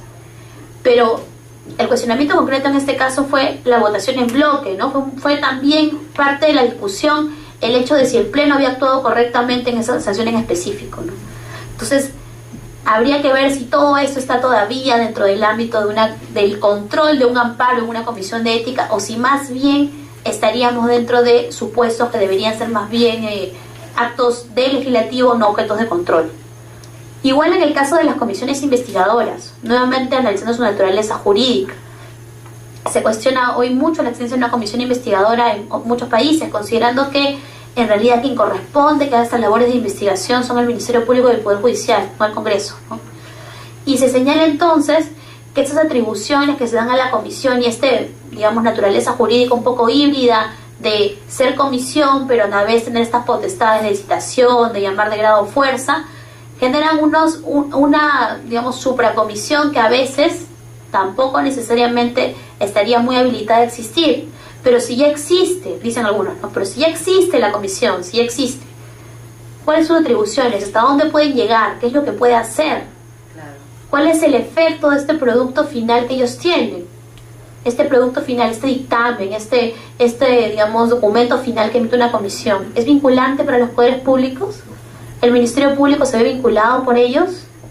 ¿Esto debería mediatizar la exigencia de debido proceso? Yo solamente quiero plantearles un poco en línea de estas reflexiones dos casitos muy pequeños, ¿no? Generan decisiones de contrato de manera general. Y esas leyes, independientemente de que requieran un acto de reglamentación o un acto de ejecución posterior, ya en sí mismas generan una vulneración. Y esas leyes, por tanto, son autoaplicativas. En este caso, señalaríamos que esa norma es autoaplicativa y además que vulneraría el derecho al trabajo de todos sus compañeros, que espero ustedes les ayudaran si esta ley saliera, con todo lo que han aprendido estos 2 días.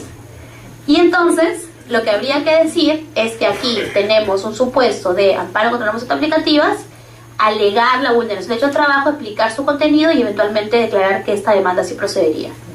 Recuerden que en un supuesto en el cual aplicáramos de manera literal la Constitución, esta norma no podría ser objeto de control vía un amparo, sino que tendríamos que conseguir 5.000 firmas para eventualmente ir a través del proceso de constitucionalidad o buscar a un legitimado por el 203. Yo solamente ponía este ejemplo para que ustedes vean de manera ilustrativa cómo una norma sí podría eventualmente, esto es por supuesto una norma recreada y claramente constitucional, pero hay normas mucho más veladas, también en términos muy parecidos, que igual vulneran derechos fundamentales y que deberían permitir la procedencia del amparo contra leyes, creo yo, ¿no? Esto de mi parte, solamente una reflexión final. La idea del amparo nuevamente es proteger derechos, pero tampoco generar, creo yo, intromisión en las funciones y atribuciones de los organismos, cada uno en su ámbito específico. Hablamos algo del CNM la vez pasada, hablamos también un poquito del jurado, y hoy hemos tratado de centrar esta discusión concretamente en el tema del Congreso de la República. Yo estoy segura que no todo el mundo va a coincidir en esta idea final de si debe proceder o no el amparo contra actos legislativos. Yo tengo que pensar que sí, pero tengo que pensar también que hacer análisis bastante, sobre todo en los ámbitos de comisiones de investigación y comisiones de ética, análisis bastante detallados, y que más bien lo que busquen también nuevamente es proteger derechos, pero también defender las mismas atribuciones, en este caso de las comisiones y el Congreso de la República en último término. Muchas gracias.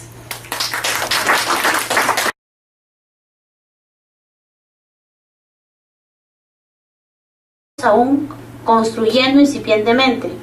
Recordarán ustedes que ya hemos tenido algunos casos vinculados tanto con amparos contra sanciones emitidas por la Comisión de Ética, por un lado, y luego amparos contra informes de comisiones de investigación, ¿cierto? Ya tenemos dos casos bien paradigmáticos sobre estos dos temas. Y entonces lo que yo les planteo para analizar, incluso al final ustedes verán, yo he planteado 3 casitos que por supuesto no tienen ninguna vinculación con la realidad, son totalmente hipotéticos, según los cuales podemos analizar nuevamente también esos 3 supuestos y nos lleven nuevamente a reflexionar respecto de cuál es el ámbito de control de un proceso como el amparo frente a estos 3 tipos de actos: las leyes, las sanciones eventualmente de una comisión de ética, las sanciones de una comisión de investigación. Porque, ojo, a veces, y eso también quería precisarlo, cuando empezamos a analizar la eficacia del proceso de amparo frente a actos legislativos, hacemos un solo paquete y no diferenciamos. Y esto, yo creo que es importante que distingamos frente a qué tipo de acto nos encontramos y frente a qué tipo de decisión, porque eso también tiene algunos matices, como les mencionaba, y lo que vamos a procurar hoy es un poco analizarlos y es al final, como les decía, también ver un poco qué opinan ustedes en función a 3 casos que, como les decía, son completamente ajenos a la realidad y totalmente hipotéticos. Avanzamos entonces. En relación con el tema de amparo contra leyes, que es el primer gran tema que yo quiero tocar hoy, hay 3 grandes o 3 pequeños, en todo caso, subtemas que se analizan. Primero, si el amparo puede proceder contra un proyecto de ley. Luego, si el amparo puede proceder contra actos de aplicación de una ley. Y luego, específicamente, el tema de amparo contra leyes, es decir, una demanda de amparo interpuesta directamente contra una ley. En relación concretamente con lo primero, el amparo contra proyectos de ley, hay varias cosas que uno tiene que analizar. La primera cuestión es, ¿cuál es lo decíamos, les decía yo, el segundo subtema relacionado con el amparo contra leyes es el amparo contra actos de aplicación de una ley? Y este parece ser, como dice ahí, el supuesto regular de un amparo, ¿no? O sea, una ley, la ley se aplica, la ley me vulnera, yo interpongo un amparo. Por supuesto, hay que cumplir con todos los requisitos que hemos mencionado en la última vez: agotamiento de las vías previas, eventualmente ver si hay vías paralelas, analizar los plazos y toda una serie de cuestiones, digamos, de trámite que ya más o menos hemos hablado el día lunes. Pero en principio, el supuesto de un amparo contra un acto de aplicación de una ley no debería generar problema. Sale la ley, esta ley de algún modo yo considero, imagínense que sale cualquier norma, ¿no?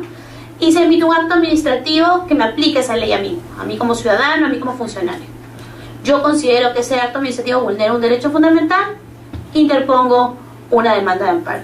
Fíjense, por ejemplo, en una serie de normas que se aplican, sale imagínense una ley que regula requisitos para una licencia de funcionamiento o una ordenanza, en todo caso, en un ámbito municipal. Esta ordenanza yo considero que vulnera mi libertad de empresa, interpongo una demanda de amparo. Este es también el ámbito que discutíamos el lunes, que puede ser el del exceso, a veces también del amparo como proceso, con los matices que hemos formulado. Digamos, aquí no debería haber discusión. Un amparo procede contra actos de aplicación de una ley, con todas las precisiones que hemos hecho. Un tema que sí ha generado duda, discusión, debate e incluso cuestionamiento es si puede proceder un amparo contra una ley. Aquí primero vamos a analizar el tema comparado y las teorías, tesis, posturas, y luego vamos a analizar concretamente nuestro caso peruano, que además, como mencionábamos en el lunes, tiene aparentemente una prohibición muy expresa sobre este tema, que vamos a ver cómo el tribunal ha logrado de algún modo superar. Y entonces tenemos 3 posiciones en el derecho comparado sobre este tema. La denegatoria,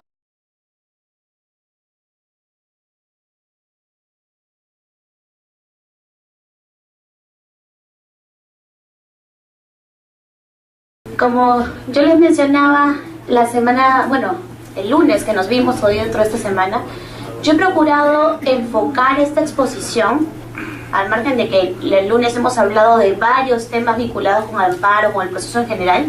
Yo quería vincular esta exposición, esos 2 días de curso, concretamente a temas que tienen que ver más con su accionar, con su actuar diario, y entonces quería analizar si realmente el proceso de amparo puede ser un mecanismo de control frente a actos legislativos. Acto legislativo entendido en el sentido más amplio del término. Vamos a ver ahora qué estamos entendiendo o qué figuras comprenderíamos, o figuras yo comprendía en todo caso dentro de la denominación o la noción acto legislativo. Porque la idea es la siguiente: finalmente dijimos el lunes que el amparo procede frente a la acción o omisión de cualquier autoridad, funcionario o persona. Esa autoridad, funcionario o persona puede ser también el Congreso de la República como órgano, puede ser una comisión del Congreso, y entonces aquí vamos a ver algunos matices. Por supuesto, la idea, esto es un espacio, y esto quiero que es importante para recalcarlo en este punto, es un espacio de reflexión académica. No tenemos aquí ninguna afiliación partidaria, ninguna vinculación con una persona en particular o algún tipo de animadversión contra ella. Es simplemente analizar qué está detrás de los últimos casos que hemos escuchado todos sobre el tema concreto de el control que se hace de los actos legislativos del Parlamento, del Congreso de la República. Dicho esto, yo quiero centrarme básicamente en tres grandes temas. Sobre todo el primero tiene mucha regulación, mucho avance jurisprudencial, que es el tema de amparo contra leyes. Los dos segundos son temas que en realidad estamos... Ni modo. No hay problema. No se preocupe. Pero les pediría así silencio porque no creo que todos nos distraemos un poquito cuando el celular suena. Yo incluida, y esto no creo que sea muy bueno para la dinámica de la sesión. Estamos. Entonces, les decía, un proyecto de ley. ¿Certeza? No hay. Inminencia no hay. Entonces, la propia procedencia de una demanda de amparo contra un proyecto de ley no parecería estar dentro de los supuestos específicamente que permiten la procedencia de un amparo.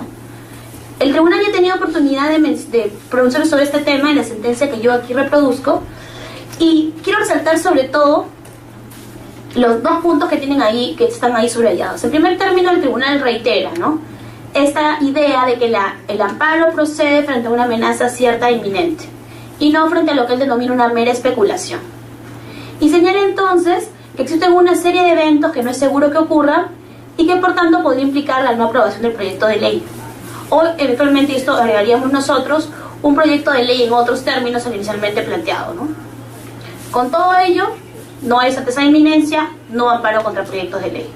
Ahora, recordarán ustedes que alguna vez se ha intentado presentar un amparo contra proyectos de ley. En la época del gobierno de Alan García, el primer gobierno, se planteó un proyecto de ley para estatizar la banca, recordarán ustedes. Frente a este proyecto de ley, aún no ley, se presentaron una serie de demandas de amparo para impedir que este proyecto de ley devenga en ley. En ese momento igual los tribunales señalaron que no procedían efectivamente, y fue nuevamente la presión mediática la que determinó que el proyecto de ley no fuera aprobado. Pero en puridad, digamos, si solo analizamos jurídico-constitucionalmente este tema, un amparo con un proyecto de ley no cumple el requisito, no debe proceder. Y el tribunal también lo ha entendido así, un poco en la línea de argumentación que nosotros estamos analizando o haciendo. Ahora, el día lunes, ¿cuál es el supuesto que nos permite que proceda un amparo? Que hay una vulneración o amenaza, ¿es verdad? Y que esta amenaza, además, se señala, tiene que ser cierta e inminente. Entonces uno puede ponerse a pensar, ¿un proyecto de ley genera una amenaza cierta e inminente? No. ¿Qué implica la certeza primero? Es un tema de, estoy completamente seguro que así tal cual está el proyecto de ley va a salir. ¿Estamos completamente seguros? La comisión puede generar algunos cambios. Ustedes saben que en el debate parlamentario por sustitutorios se puede haber un nuevo acuerdo de la Junta de Portavoces para cambiar textos. Muchas cosas pueden pasar en el debate parlamentario todavía. Ojo que estamos hablando de un proyecto de ley, con lo cual tiene todo un íter legislativo que ustedes por supuesto conocen incluso mejor que yo, que puede generar miles de modificaciones al texto. Y entonces un texto de proyecto de ley que de repente era muy lesivo de derechos fundamentales termina saliendo completamente respetuoso de todos los derechos. Entonces la certeza no existe. ¿Inminencia existe? Tampoco. Aun cuando quisiéramos que los proyectos de ley se aprueben de manera muy célere, sabemos que justamente por ese procedimiento legislativo que todos conocemos se toma su tiempo. Y entonces un proyecto de ley presentado hoy se puede ver de aquí a un par de años, de aquí a incluso. Yo les comento esto como dato nuevamente vinculando un poco los dos temas en los cuales yo trabajo. El Jurado Nacional de Elecciones presentó un proyecto de código electoral en el año 2011. Estamos 2013. Y 2014, discúlpeme, estoy retrasándome un año. Entonces, 3 años han pasado, ya casi, 2 años y medio más o menos, y este proyecto, como todo, todavía no ha sido debatido. Y así hay muchos proyectos de ley. Entonces, esta inminencia en términos de tiempo, a ver si apagamos por ahí los celulares. Uy, eso no ha habido. Deja el celular abandonado.